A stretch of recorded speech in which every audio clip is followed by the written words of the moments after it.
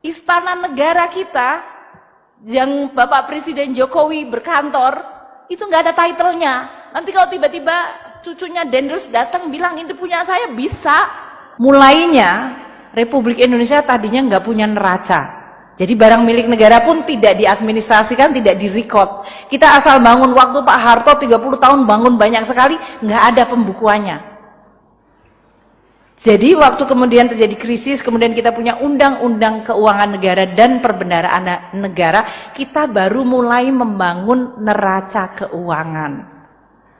Karena dulu sering sekali ada universitas bangun perumahan dosen. Itu tanahnya milik negara dibangun. Kemudian dosennya sudah pensiun, dosennya sudah meninggal, itu masih dimiliki oleh dosen itu. Tanpa kejelasan apakah barang itu dihibahkan atau tidak. Sehingga di universitas masih masuk dalam pembukaan universitas, tapi sebetulnya ini sudah dipakai oleh dosen dan anak cucunya. Itu banyak sekali barang milik negara. Belum lagi kalau dulu tanah-tanah. Kalau menterinya lagi seneng, oh saya kepengen jual tanah, saya jual tanah saja. Karena dulu nggak pernah ada pengadministrasian. Sehingga banyak sekali republik itu kehilangan cukup banyak aset-aset strategis. Salah satu contoh yang barangkali Anda semua lihat adalah kompleks Senayan Gelora Bung Karno.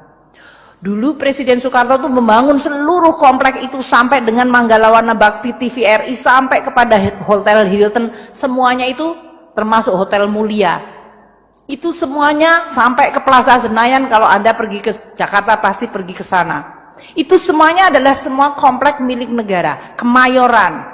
Karena tidak pernah dibukukan, terjadi tadi kerjasama, tiba-tiba swasta sudah punya title.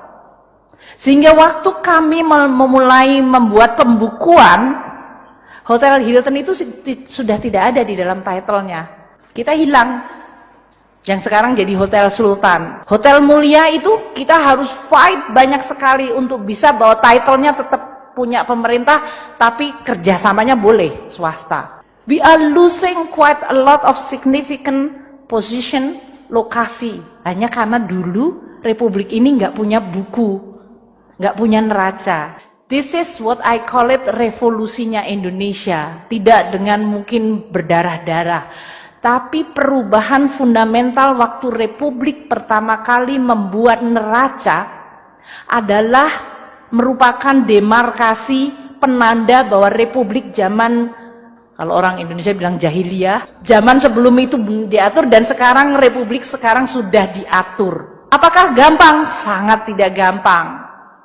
Dan saya adalah Menteri Keuangan yang pertama kali, Pak Hadianto, waktu itu Busum, membangun neraca. Pertama kali melakukan apa yang disebut pembukuan semua aset barang milik negara. Wah, ceritanya seru banget. Itu kalau dibikin cerita kayak apa Wiro Sableng 212 itu bisa panjang. Di Kementerian Keuangan saja kita lihat, wih, ternyata kita nggak punya title. Istana negara kita yang Bapak Presiden Jokowi berkantor itu nggak ada title-nya. Nanti kalau tiba-tiba cucunya Dendels datang bilang ini punya saya, bisa. Itu real story. Jadi jangan lupa Kementerian Keuangan depan itu adalah gedung Dendels dia. Itu gedung yang dibuat untuk sebagai, sebetulnya waktu itu adalah headquarternya VOC kan. Sebelumnya VOC kemudian diambil alih sama pemerintah Belanda. Jadi kalau kita tidak punya title, it could be banyak sekali lokasi maupun bangunan itu bisa diambil alih. Jadi waktu heroik kita melakukan tahun 2000 berapa Pak Hadianto?